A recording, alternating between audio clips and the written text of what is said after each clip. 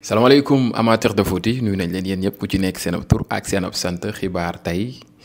23 mai 2025 ci wàllu tàggat yaram képp koo xam ne abonné go sunu chaîne YouTube Bouga yi bësal bouton s'abonner bi ngay liker di commenter di partager loolu ngeen ñu mën a soutenir bu baax a baax ci xibaar yi nga xam ne ñu ngi leen koy jox matin midi soir bu leen ko tàyyi gars yi dinañ wax ci lu bëree bëri dara du leen rëcc mu ngi noonu Ancelotti nag gars yi joueurs yi ñoom Bellingham ñoom Kylian Mbappé ñëpp sargal nañ ko ci dem gi nga xam ne Real annoncé que ni Ancelotti après mën naa ni saison bu jeexee dafay dem du fi fekkee ko du monde des clubs Xabi Alonso nag ci semaine yi daal lan ko nar a annoncé que ni mooy Real Madrid ba pare gérer coupe du monde des clubs bi teg ci kooki di Alexandre Arnold Huijsen naka noonu waaye it yamaatu ci Huijsen annoncé nañ ko ba pare mais après Alonso après Arnold après jublu ci beneen joueur boobee di Carrarès Benfica am na ñeneen ñoo xam ne dégg naa ñu ngi ruumalaat ci suuf am na ñoo xam ne après coupe du monde des clubs lan leen nar a këppatal en tout cas Real ngay ko recruter de Real yaramam tàng na kafut réewut te nee na mbiri daal ful ak fayda la ci jëmee ñu ngi xaar mbiri nan la nar a demee ak nan la naka la kookee ñu naan ko Ancelotti. Real Madrid a publié un communiqué concernant le départ d'Ancelotti. Notre club souhaite exprimer sa gratitude et son affection à l'un des grands légendes du Real Madrid et du football mondial. Carlos Ancelotti fait désormais partie à jamais de la grande famille madrilène. kooku di Ancelotti nag jàpp naa ni dootul ñëwati Real nag loolu moom c'est clair et net nag mu ngi jëm mag te it damay xool xam daal ndax xam naa ni daal day jéem a yóotu yeneen bébét nag ñëwoon na Real jël fay trophée dem ñëwaat Real jël fay trophée kon nag doy na mu ngi noone Xabi Alonso moo war a ñëw jël lenge yi moomee nag nee na mu ngi ñaanal meilleur lu bëree bëri yaatu kooki di Xabi Alonso mu gën a jëm ca kanam a kanam loolu daal la ko yéene te it daal bëggu cee dellu ginnaaw benn yoon kooke ñu naan ko Carlos Ancelotti daal loolu daal la génn leeral ci li ni mel kooku di Thomas Tuchel nag dafa convoqué benn joueur bu nekk Arabie Saoudite mu raar nag ci joueur équipe européen yi ñuy sélectionné ay joueurs yoo xam ne ñu ngi compétir Arabie Saoudite. Tuchel nag wax na ci loolee nee na sur la convocation d'Ivan Toney on l'a beaucoup suivi. Il a joué un rôle important en marquant des buts décisifs dans des matchs clés. Il a remporté un titre majeur mais avec Al Ahly la Ligue des champions asiatique. nee na nag joueur la boo xam ne nii gis nañ ko mu dugal ay buts yu am solo ba pare joué na rôle bu am importance ci trophée yi nga xam ne Al Ahly jël na ko waaye ci avancement bi Al Ahly am ba pare gis na ko mu jël loole di Ligue des champions asiatique te loolu du lu ndaw en tout cas loolu daal lañ ca gis te ñu ngi xaar mbiri nan la nar a demee ak nan la naka la lépp lu ci mënti am di ngeen ko jot ci njekk ak teranga. Raúl Asensio ne sera pas appelé par Luis de la Fuente pour le dernier carré de la Ligue des Nations. seen match bi ñu war a football ak France daal Raúl Asensio Espagne Luis de la Fuente naru koo convoqué waaw naru koo convoqué de du ko convoqué daal mu ngi noonu kookee di Raúl Asensio nag coacham boobee di Ancelotti ca dëkk boobee ca Real Madrid mën naa ni Vinicius génn na ba sargal Ancelotti waaw nee na ko depuis votre arrivée à Madrid dépp ba nga ñëw Madrid ma vie a changé sama dund changé na en tant que joueur et en tant que personne en tant que footballeur di football waaye comme ku tamit ku doon nit daal ci nite sama dund changé na vous m'avez donné de la confiance jox ngeen ma yokkute ak gëm sa bopp vous m'avez fait grandir yéen a ma màggloo mu ngi noone ci football ci expérience ci lépp et vous avez été à mes côtés à chaque instant sur le terrain comme en dehors nee na nag da nga mës a yàgg nekk sama côté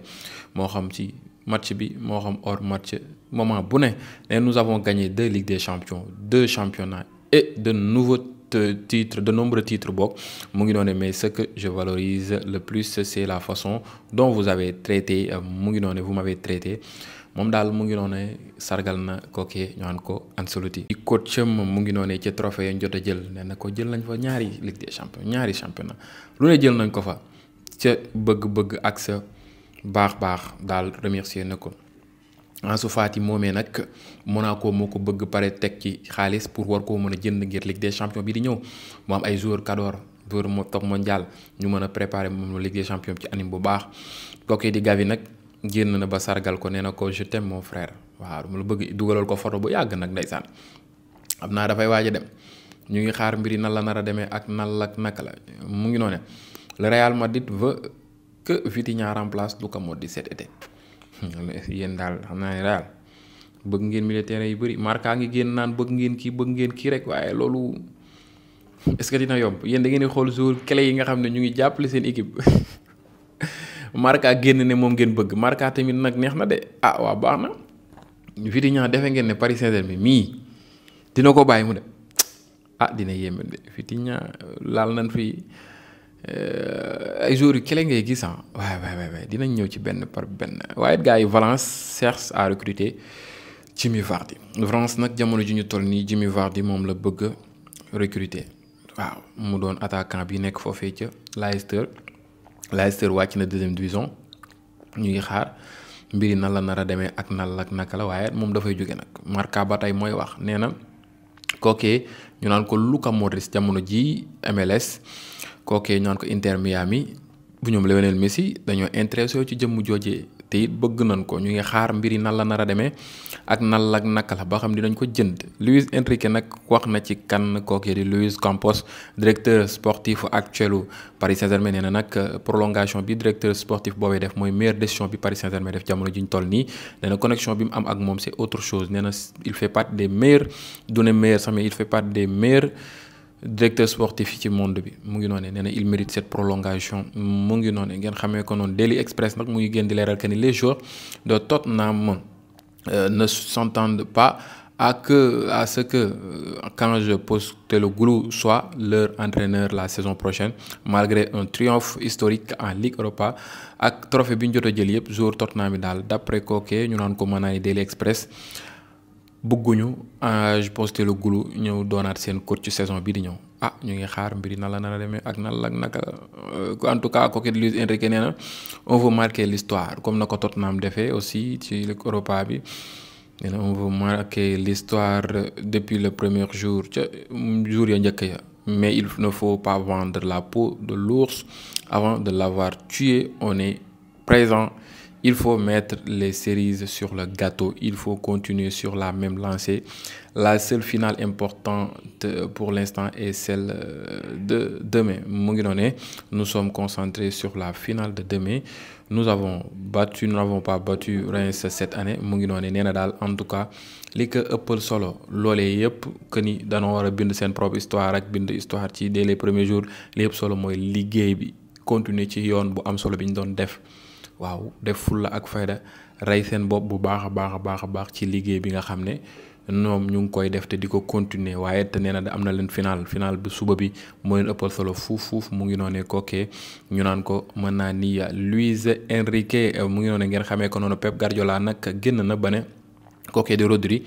il ne va pas disputer le match il ne va pas débuter le match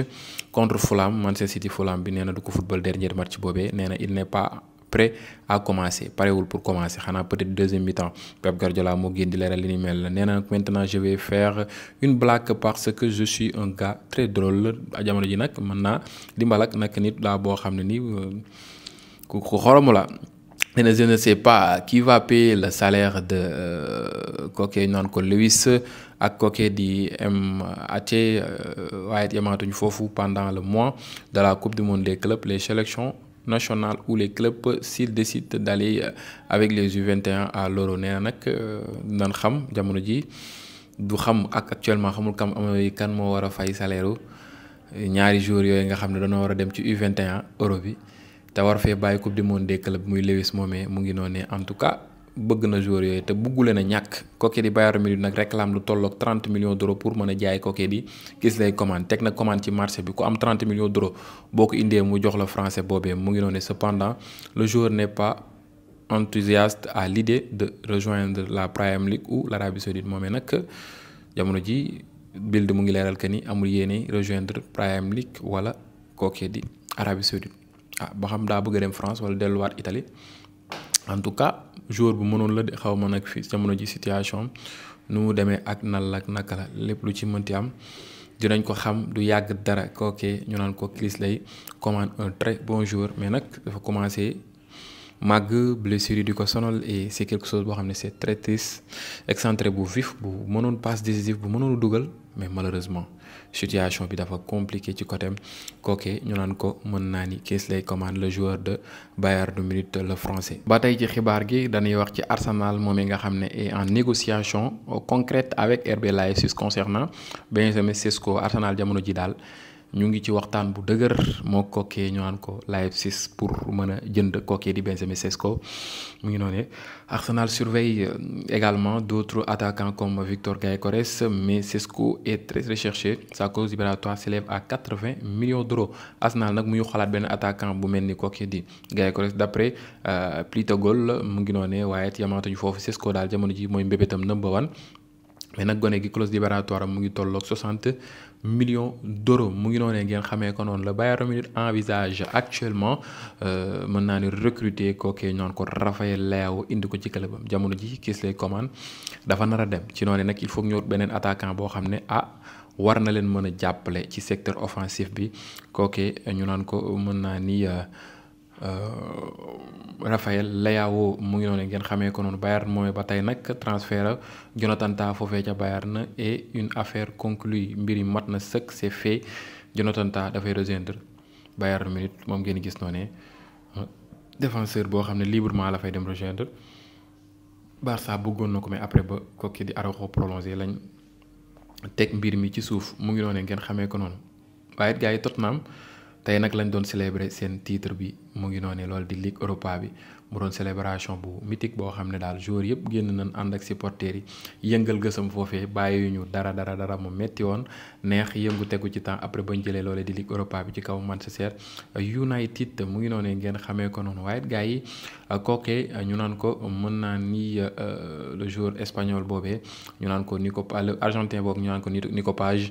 nekk foofee ci Como moom nag moom lañ élire meilleur U23 Serie A italien boobee moo kookee ñu naan ko mën naa ni Assane Diao suñu international sénégalais bi ñoo bokk même club bi ñu nekk foofee ca Fabregas. en tout cas un très bon joueur ñu ngi xaar mbiri nan la nar a demee ak naka la mu ngi noonee gars yi kookee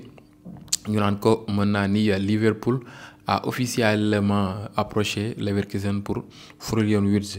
Accord initial du joueur accord am na entre joueur beeg Liverpool mu ngi noonu discussion nag en cours entre les clubs yi ñooy waxtaan seen biir. Liverpool nag boucler vite fait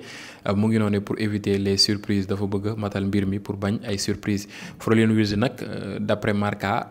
yëgal na Bayern na que ni moom daal Liverpool fa la jëm. mu ngi doon te Leverkusen bugg koo jaay club allemand bugg koo bàyyi foofee ca Bundesliga bugg koo jaay ay concurrent ku ci mel ni Bayern Munich leen daal bu koy jaay or ba Bundesliga daal la koy jaayee mu ngi noonu mu doon un joueur boo xam ne mën nañu wax ne jege na kookee di Liverpool nag d'après kookee ñu naan ko David Ornstein moom génn na tamit dëggal li ni mel que ni Wirtz daal confirmé na que ni Bayern il veut rejoindre Liverpool mu ngi noonu ngeen xamee ko noonu gars yi. waaye it kookee ñu naan ko mën naa ni McAllister jamono ji Real bëgg na ko Real Madrid bëgg na McAllister mais kookee di Liverpool lim laaj dafa bëri plus de 100 millions d'euros c'est trop pour McAllister ba tax nag Real fas yéenewul teg loolu table ci xaalis bi noonu. waaye it joueur argentin boobee ñu naan ko Enzo Fernandez gars yi jamono ju ñu toll nii d'après Mundo Deportivo média espagnol catalan boobee moo génn di leeral que ni. mën naa ni Enzo Fernandez mu ngi ut ay logement dañ ko apercevoir muy ut logement foofee ca Madrid tam annoncé woon naa ne que ni Real dafa bëgg a jënd benn joueur boo xam ne plus de 100 millions d'euros lay jar ci après coupe du monde des clubs bi xamuñu woon kàlla nag mais kii day jar plus de 100 millions d'euros xamuñu nag exact moom la ou pas mais en tout cas d'après Mundo Deportivo mu ngi ut logement foofee ca Madrid. est-ce que du moom xaw ma nag yàlla rek moo xam ñu ngi xaar mbiri na la na demee en tout cas lu ñu gën dem muy gën a leer mu ngi noonee gars yi loolu nekkoon xibaar tey 23 mai 2025 ci wàllu tàggat yaram képp koo xam ne ni abonné go suma chaîne YouTube abonnel ngay liker di commenter di partager caa ngeen jëf ba beneen yoon ci yeneen vidéo merci à vous caa ngeen jëf